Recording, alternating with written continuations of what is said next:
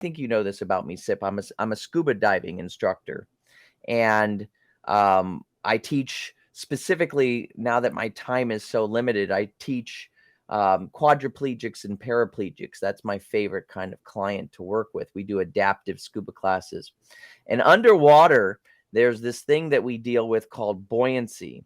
And you add a little bit of air to your buoyancy control device. It's this vest that basically is a bladder of air to help compensate for any sort of weight and your wetsuit, depending on whether you're in cold water or hot water.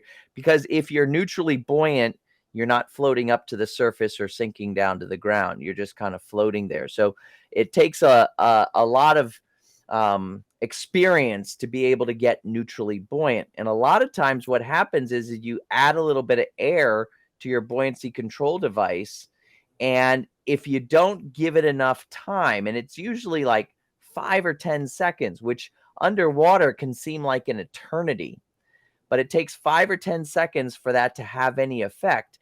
And you can tell like a new diver, because a new diver will add it and then like a second later add some more, and before you know it, they've over added and they've shot to the surface, which could be not only hilarious, but it could also be dangerous.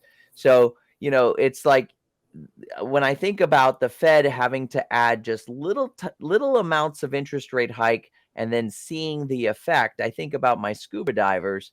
And because the Fed was so late and so wrong, and they've admitted this, Jerome Powell has admitted this, they've had to play catch up with these big puffs of air, right? These big interest rate hikes all at once, and they're not letting a chance for the effects to take hold, for them to actually, stop and take evaluation of what has happened.